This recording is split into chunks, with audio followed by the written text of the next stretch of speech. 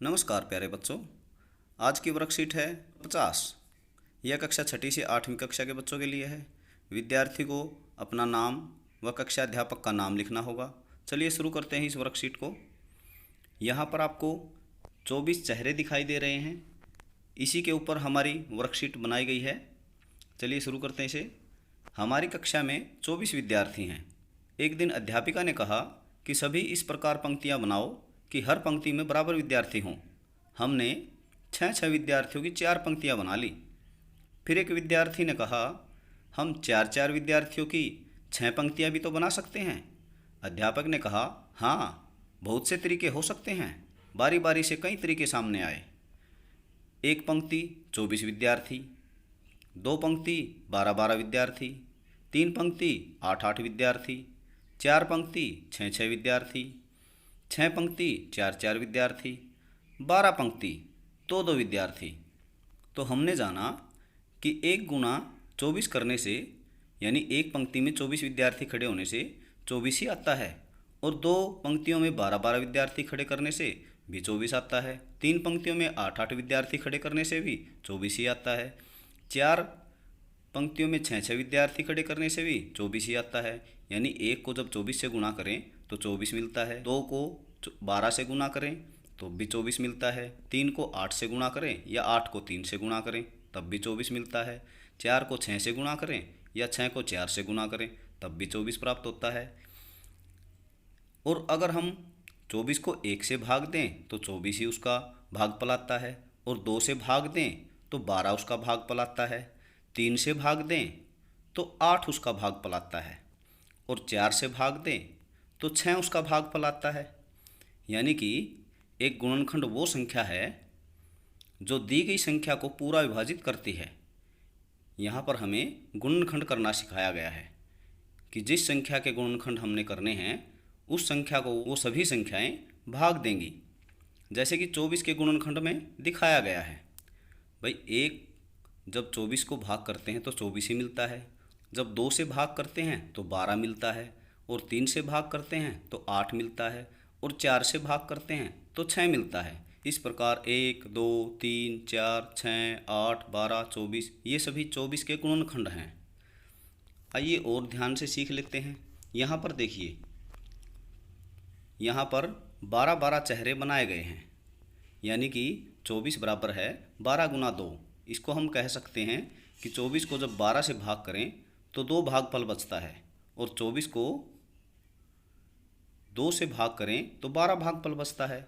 उसी प्रकार यहाँ पर 8 चेहरे बनाए गए हैं।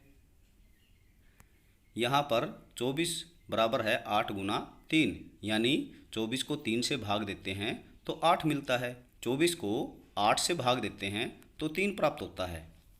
आगे देखिए, यहाँ पर 6 चेहरे बनाए गए हैं। इसका मतलब है कि 24 बराबर है 6 गुना 4, यानी जब 24 को 4 से भाग देते हैं तो 6 मिलता है, और 24 को 6 से भाग देते हैं तो 4 मिलता है। आइए कुछ और संख्याओं के गुणनखंड करना सीखते हैं। यहाँ पर हमें संख्याएं दी गई हैं 42। 42 के गुणनखंड बनाएंगे तो 1 गुना 42 यानी 42, 2 गुना 21 बराबर में 42 आएगा, और 3 गुना 14 बराबर में 42 आएगा, 6 गुना 7 बराबर में 42 आएगा।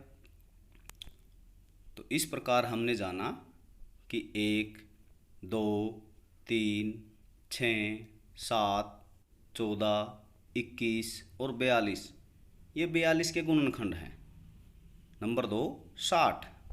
हम कह सकते हैं कि 1 गुना 60 बराबर 60, 2 गुना 30 बराबर 60, 3 गुना 20 बराबर 60, 4 गुना 15 बराबर 60, 5 गुना 12 बराबर 60, 6 गुना 10 बराबर 60।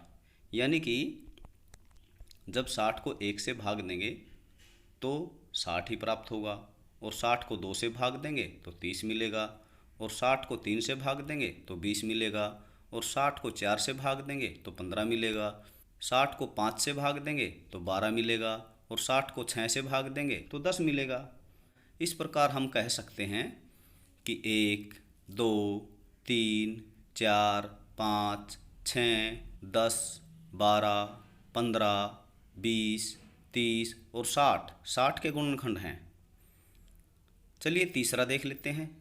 तीसरा है 55, यानी 1 गुना 55 बराबर 55। तो 5 गुना 11, यानी 11 पंजे 55।